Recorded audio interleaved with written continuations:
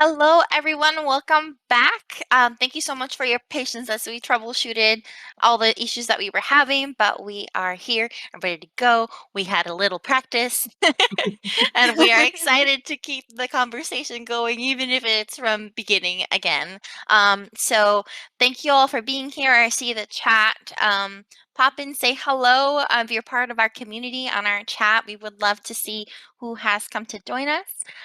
So my name is Elaine Gomez. I'll be moderating this panel that we have right now titled Women Behind Games, and I'm joined by two amazing community members, lovely game developers. I will let them introduce themselves. But before they do that, I want to talk a little bit about why we are here celebrating today. So today we're celebrating National Latina Day in collaboration with Urban Decay Cosmetics, which is a fantastic makeup brand with amazing products. And we are so happy to be able to collaborate with them on this event to stream dancing and to stream panels and to stream somebody who's going to be playing piano for us as well. So we hope that you enjoy this little event that we put together.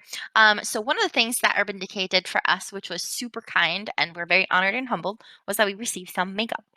And I would love to ask y'all, what are some lipsticks that you wore today? And which is your favorite?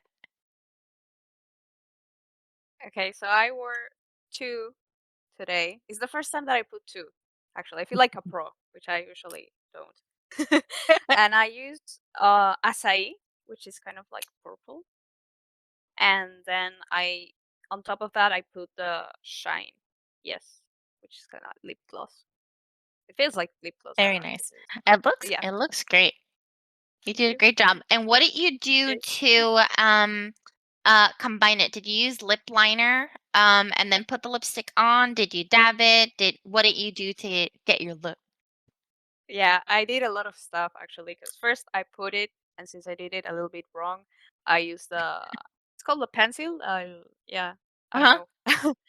No, the brush Oh, to the do brush. the kind of like the edges, Uh-huh. and then I also use my finger a little bit also to smooth it out, and paper to just like it doesn't To be blot too it. strong. Yeah, yeah. Uh-huh. Uh-huh. And then I put the shine on top, and yeah. Very, very nice. I also did a mix of all the techniques because, not a makeup artist, just a game developer trying to look pretty for y'all. Yeah.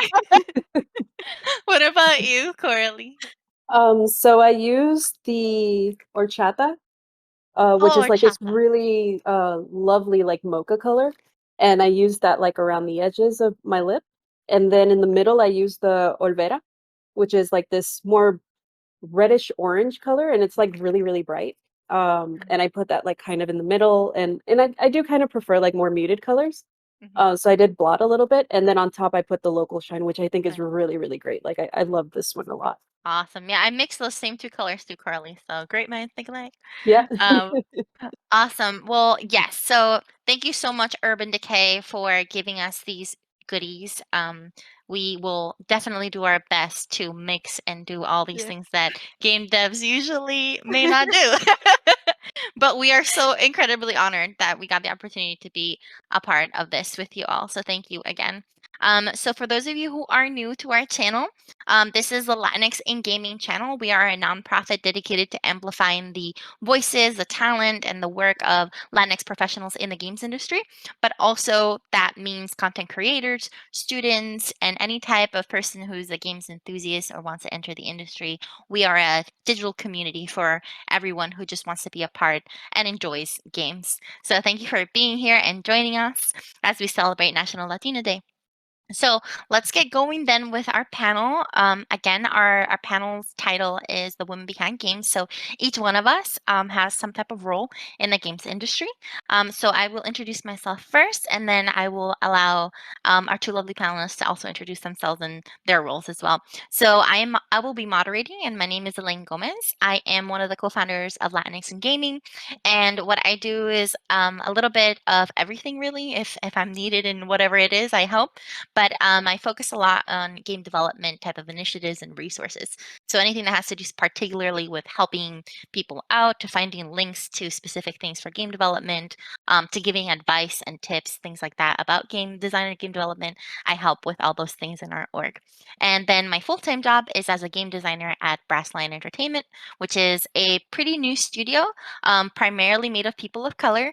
And we are working on a big project that is really trying to amplify Black and Brown voices in digital world. And I am very excited to be able to move to New York City, to be able to relocate and go to that job. So it's something super exciting. So whichever of you would like to introduce yourselves first, feel free to do so.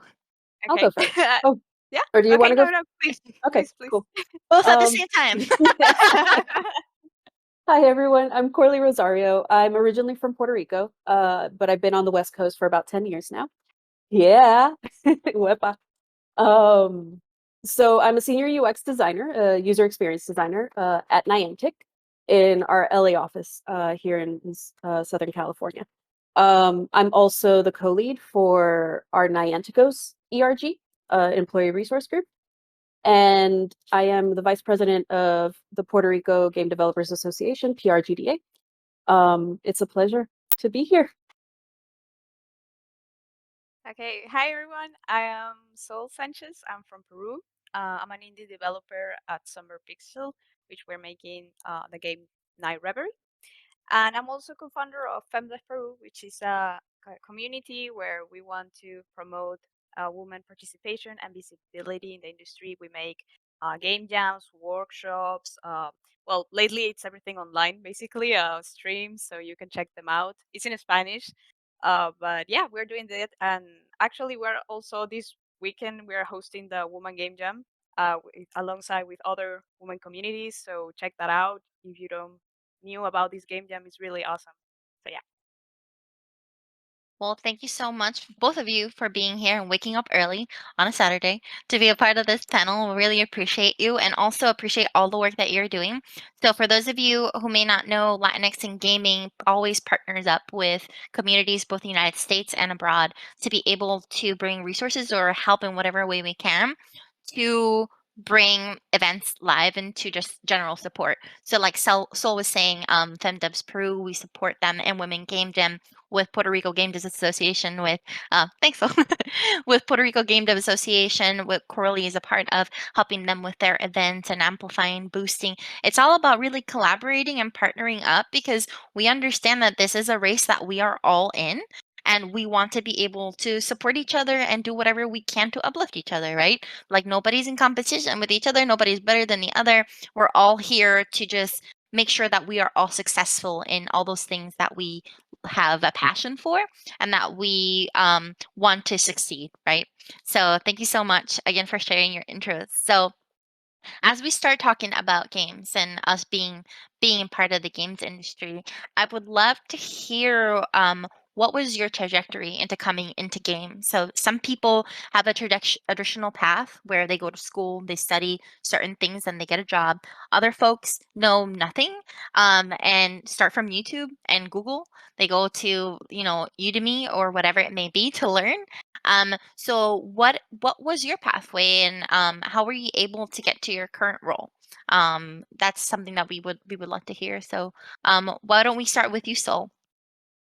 Okay. So yeah, I totally identify with the second part of your speech about not knowing anything about video games. I actually didn't know that I wanted to make video games until I started making games. Because when I decided which career I wanted to study, which was computer science, I just chose it because it kind of felt related to the things that I liked, which was the Pixar movies, anime, and I thought that maybe with like computer science, I could get kind of like in computer graphics, something of the movies, 3D. I didn't know. I just like went for it, and yeah, I started learning programming, and I liked it.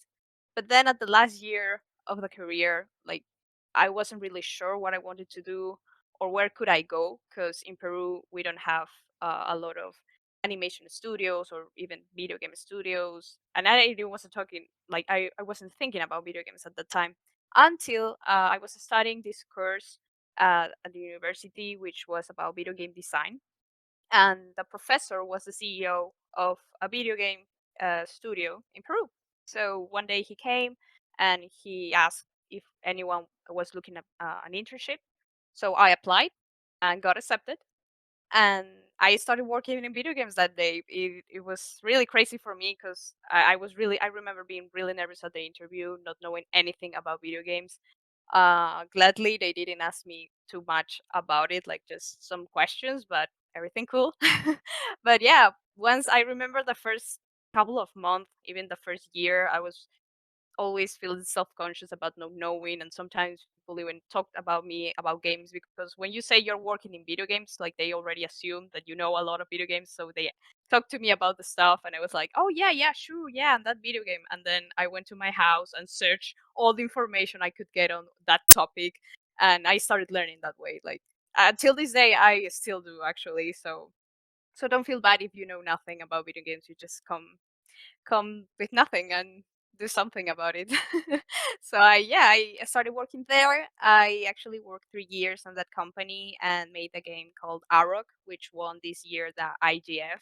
We're really proud of that because it's the first Peruvian game winning an award uh, in this in this event. And so yeah, it's something really big for us. And now I'm actually working at Somber Pixel, which is a studio that I'm managing with two other friends that I met in college.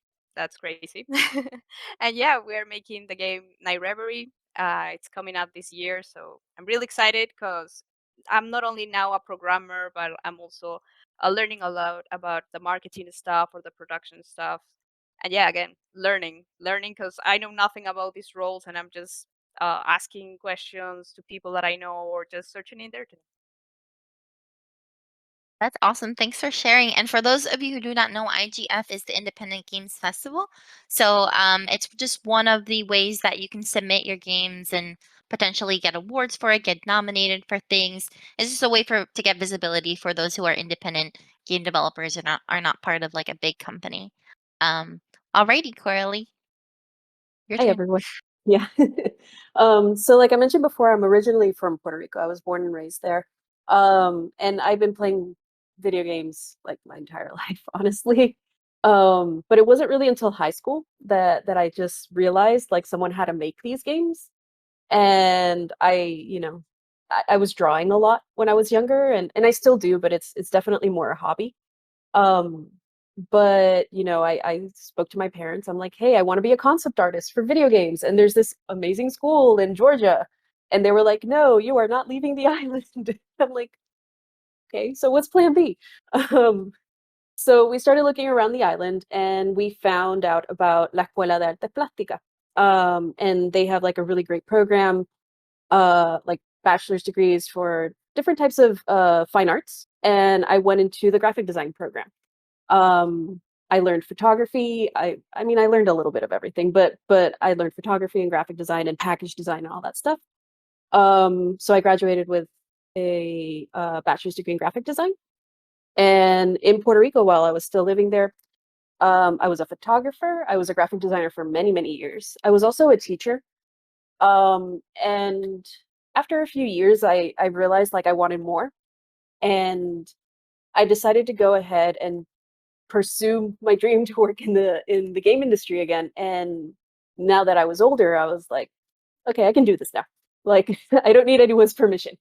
Um, so I went to San Francisco because I felt like it was kind of like where everything was happening in tech and video games.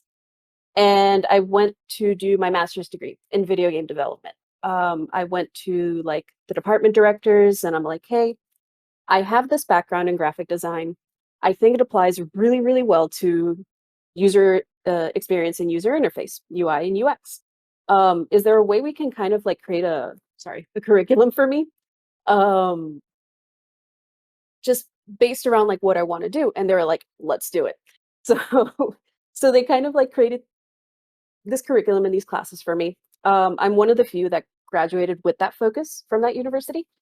And I've been in the industry ever since. It's been like about 8 years now, since I've been working on games, and I love it, honestly. Like I have so much fun here. And with Niantic, it was very interesting because I had applied many years ago, and then I applied again like 4 years later, and they're like, "Yeah, come on." And being able to work at like one of kind of like the companies that you really, really admire what they do has been awesome. So I love it. That is great to hear that they were flexible enough at that school to do something about what you wanted to do, right? Because that's not a luxury or a privilege that people get when they go to college. It's just like, here's a bunch of classes that you need to take, and that's it. Like, have fun. And then you end up taking electives and things that you like. And then sometimes those electives don't even apply to your degree. So it can be a full mess. I was part of something like that where I lost some credits because of things that I liked that didn't apply. So it's very interesting as y'all can see, and I hope in chat that you were able to listen to both of Soul's and Coralie's stories there because there is no finite way to come into games. It's like if you love it and if you're passionate about it, where there's a will, there's a way. And whether you can talk to somebody and get plugged in, whether you go to school and get the skills that you need in order to come in, whether you I don't know, go to YouTube University and learn a lot of stuff and end up making a game and publish it and then get traction from that. There's so many different ways and so many different disciplines that are in our industry where if you really want to get there, there's always going to be a spot for you. It's just a matter of figuring out what is it that you're passionate about and what do you want to do, right? So thank you so much for sharing your journeys there. So when it comes to your favorite game though, I want to know not just your favorite game because that's such a question that everybody asks. So like everyone's like, "What's your favorite game?" But why do you like a specific game? Like, what is it about it that really touches you, that you resonate with, and that really makes it special to you? Okay, this is when I become a total fangirl because uh, I think my favorite game has always been The Walking Dead from Telltale Games. I always say it because it was the first game that I played and that I fell in love with. Because until then, like as I told before, I never had played a video games. Like the video games that I played were, well, Mario Kart, the usually casual games, if I say so. Um, but I just thought that video games were that. Like, okay, you have fun and that's it. But with The Walking Dead, I really got invested in the characters. Like I was so anxious every time the game tells you like, oh, this character is gonna remember what you say, and I will no, but what did I say? I shouldn't have said that. Like I really loved it. And I finished the game, and I remember that I finished at night. At the next day, I think I had an exam or I had university. Like I don't even remember what I had, but I was crying. I was it was so emotional and I really loved it. And it was at that moment that I thought like, wow, like video games can do this. Like I didn't know that. I want more. Like please. I really loved it. So I totally recommend it if you haven't played it. For Good. me, sorry, for me it was definitely it was Journey. I mean, I played a lot of games, and I've been playing for many, many years, and I was, I competed in tournaments for Dance Dance Revolution, and I played Magic the Gathering, and I just grew up around Kingdom Hearts. Was like, I fangirled over Kingdom Hearts and stuff, and other JRPGs. But it wasn't until I played Journey that I realized that a game could be just a little bit more. It could be an experience rather than just entertainment. And on top of that, as a UX designer and someone that comes from a visual design background, the fact that all the UI and all the UX and just the general experience is in the environment itself, in the game itself, rather than just like HUD systems and everything on it. That kind of blew my mind a little bit into the possibilities of what games can do. It's also the only game that has ever made me cry. So I'm not easy to make cry. And at the end of like, I think that game you can beat it in like 2 hours or something like that. It's a very short game. But at the end I was just like ugly crying. just like, "Why did you do this to me?" But I feel it. yeah, but it's interesting because the game itself has a narrative and at the same time it doesn't. Like it's very open to your personal interpretation of what's happening. So by the end of it, you're just so invested into what's happening to your character and what's happening to the environment around them. I'd never felt that way about a game. And every time I think about like what I do as a game developer, I refer back to that game and what they were able to achieve. So much so that they came out with a game that has very similar mechanics called Sky Children of Light.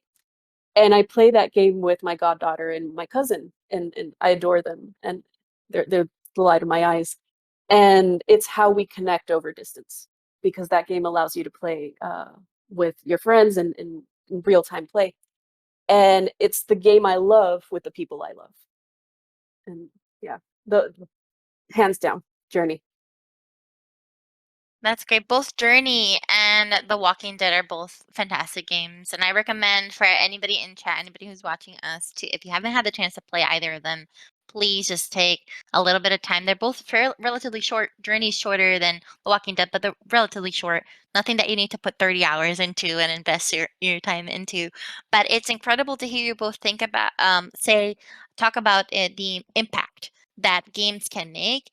And it's both games are games that are not necessarily like the big mainstream games that everybody hears, right? And that are at like your local GameStop that you can just pick up and like play with your friends and things like that. But they had such an they had such an impact in your life personally that they really moved you like emotionally, right? That made you cry, that you really could connect and that influenced you as a game dev into the games that you are currently making. And that's incredible about games is how they can just I don't know, they can really influence us in ways that other types of media just cannot do as well. And there's a something powerful there about game development, which brings me to a segue of another question that I wanted to ask because there's a lot of like cloudiness over game development and like what game design is and what constitutes game dev. And a lot of people think that it is programming and it is all about graphics and all these things that most people talk about most often, right? But there's so much more to it than those things. And there's specialties in so many other things. And I was wondering, in your opinions and your experiences, what are some things that are part of game development that are important that you wish that somebody knew about? User experience. And how much so again, I'm a user experience designer. People don't really Oh, being a understand. little biased. Yeah, I'm totally being biased right now. Um, especially so when I come onto teams, I'm usually the only user experience designer on the team. And more often than not, I'm coming onto a team that has never worked with a user experience designer. So a little bit of that, like I do have to teach people what user on my team, what UX is, but it isn't until I'm actually teaching them how to do it because I do strongly believe in democratizing the UX process because UX touches everything. Like it isn't just pre-production at the beginning of the game, like doing some wireframes and that's it. No, like throughout production, we're iterating constantly and improving on the experience. And then once the game is out, my job isn't done. I have to look at the data and then continue iterating on your game, especially if it's a live operated game, to make sure that your experience stays amazing and continues to improve. And it isn't until people are actually involved in that process that they realize just how much user experience is just like I'm in meetings all day, y'all. I'm in meetings with everybody on my team all the time because that's just how important it is. My job is to advocate for players, advocate for you. So I have to make sure that my team isn't just thinking about how to build the thing, it's who we're building the thing for and why we have to build it this certain way and change it that certain way. A lot of folks don't realize exactly like what goes into UX. Yeah, I'm biased, but that's been my experience. No, but you are right. It's critical. And in order to have a good game, you need to build a good experience. And how do you do that? And I agree that a lot of people do not understand the importance of that field and that role in the design team, because I am a game designer, right? I focus on systems and I focus on features and mechanics. And without consulting with a UX designer, my mechanics could really flop, right? It needs to really be like in harmony so that we do go to QA, right? We go to our playtesters and we get good feedback because there's good harmony in both the experience of it all and the design of the actual game. They come together nicely. And you're totally right, though. You are a little biased, but you are right. What about you, Sol? What do you think is super important that people don't really know about in game dev? Uh, well, I've recently found that uh, I really appreciate about the people who know about project management, the part of production, which sometimes is like, but what does production do? Like, you just need a programmer and the artist and the game designer, and you have a game. And it's like, no, you need a method, you need a system to actually have everything in order to have the timeline. That's really important. That's why a lot of people talk about crunching in the industry, and this is still a thing in all the studios, even bigger ones or smaller ones. But I think especially in the smaller ones, I really don't know. Like maybe I'm biased because I'm indie dev, but but but yeah, like it's really hard. Also because I think video games is such a creative and like passion role of, oh yes, you want to do this and that, but sometimes you really need to just stay on the budget, stay on the calendar you already planned, because if not, you're crunching and making, and there's a point that you need to stop for your own good, for the good of the game. That's one. And the second one, I think it's a part of marketing and community management. It's really hard. Like now I'm stalking on Twitter like a lot of accounts of how they've created uh, games, their community, how they've engaged to other players. Because at the end of the day, is that you want to connect with these players. They want you want them to enjoy your game, what you're making. Um, and yeah, it's a lot of hard work. Like it's really hard. It's like I've been stalking Victoria Tran. She's amazing with community management and making posts, and like she's so funny. I love her so much. Like really. And yeah, that's something that sometimes people don't get to see, or maybe, well, those roles that sometimes you don't hear too much about it. But yeah. I agree with Soul. Yeah. Like producers are my favorite people on the team Yes. because they make my job easier. Yes, And they hold really me do. accountable. And they hold Exactly. yeah. Exactly, and especially, so in the games industry, for those of you who may not be in the industry, we talk a lot about scope. So it's always scoping down your game. What does scope mean? Where it means like, well, you have a deadline. Can you meet your deadline without burning yourself out? What do we need to remove? What can we kind of like finesse so that you can meet those deliverables and those milestones without killing yourself over it, right? And it's a big problem in our industry, and we're fully aware that there are some companies out there who have a really tough time managing crunch and managing the time it takes to deliver something on time, and things get pushed back or whatever it may be for whatever reasons, right? But that's why the producer's job is so critical. Project management, it keeps us all going, right? And somebody needs to take care of the budget, somebody needs to put up all the meetings in the calendar and like take notes and all of that stuff. Like that's the producer's job. And I agree 100% with Coralie. They make our lives easier. And without them, we probably would fall apart every single day for sure. Alrighty. So one last thing, since we are about to wrap up our panel, I wanted to ask something a little bit out there, not necessarily about game dev specifically, but more like on a personal note. So my question that I have, and please feel free to take a minute to think about it.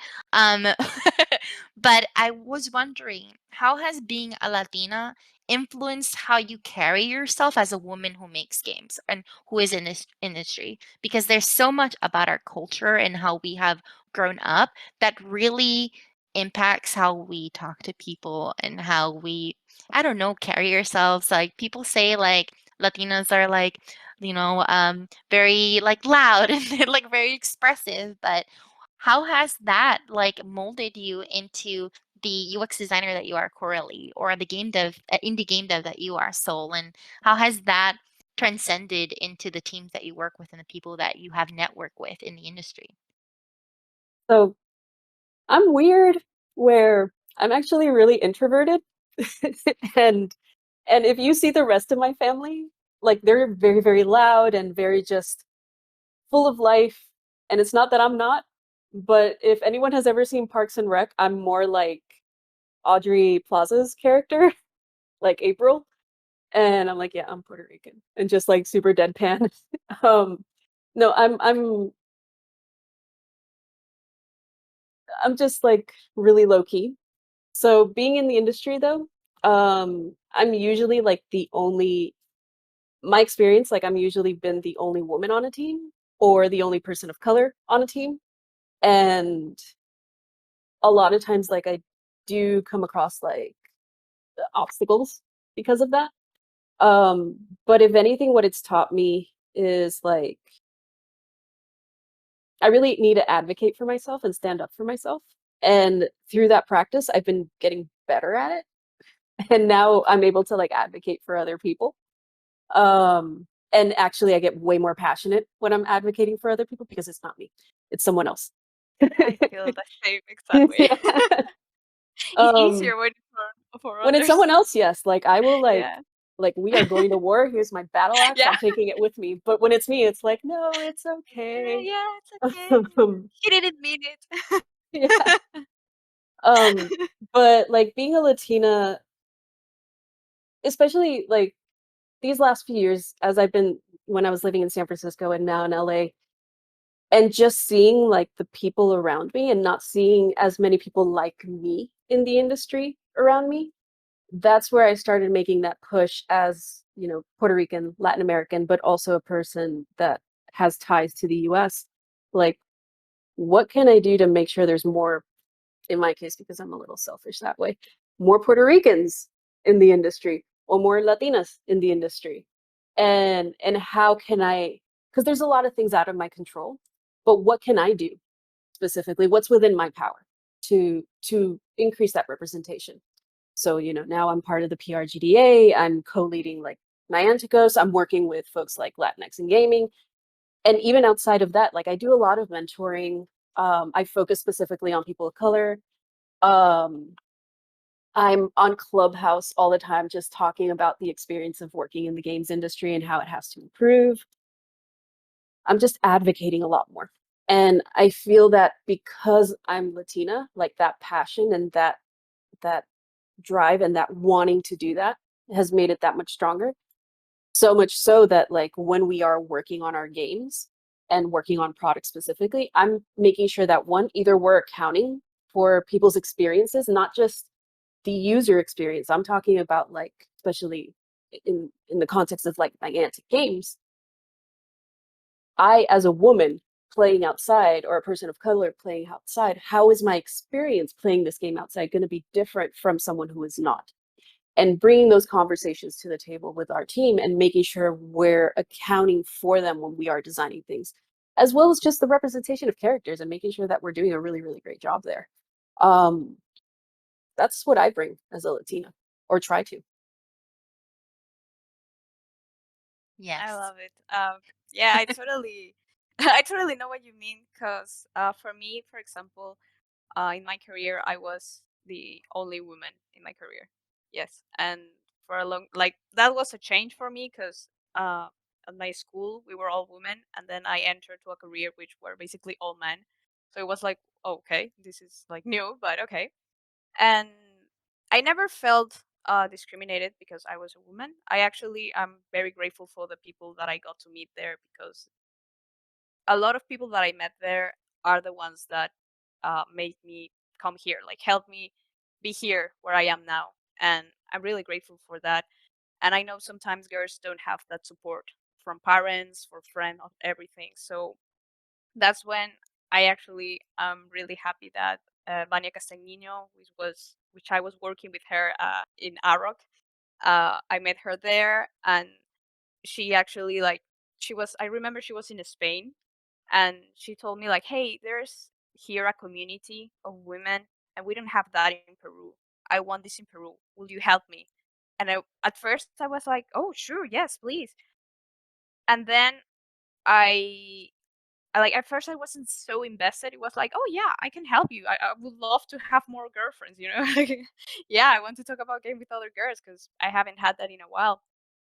And it wasn't until I won a scholarship for an all girls event in Sao Paulo. I went there. I had my first woman game jam. I love it. I love so much the experience of working with girls from women from all around Latin America and other countries. And it felt so amazing that when I came back to Peru, I talked to her again, and I was like, "Let's do this. Let's do this FemDev Peru. Let's get more girls into this. I want them to feel this. Like it's not like I feel I can do everything, but it feels so amazing that I can share this and believe that I can do it, even though I didn't knew anything. Again, it was my first year working in the video game industry, so I was like, yeah, I know nothing, but I don't care. I want to make this, and I think that comes from, as Coralie said, the Latina passion that is like, this is personal. I want to do this, and I, if I can help at least one other girl to feel like this, then I made it. Like I love it. Well, thank you so much both for sharing those lovely words with us. Like, from one thing that you can out there, if you are listening, Latinas, we are hardworking, we are passionate, we definitely take initiative. If that's all I can say, we take initiative and we take responsibility for whatever it is that we don't see out there. We just do it. If nobody else is doing it, we'll just do it. So thank you so much for everybody who was able to join us in chat to celebrate National Latina Day today with Urban Cosmetics and Latinx and Gaming. Up next is Si Se Puede. It's going to be a panel full of Latina leadership in the games industry. So we're talking about people who are directors, people who are heads of departments, and they were going to be sharing about their trajectory and what they have learned and in how they have empowered Latinas and Latinx folks in the industry in whatever they are doing. So thank you and take care again. We'll see you soon.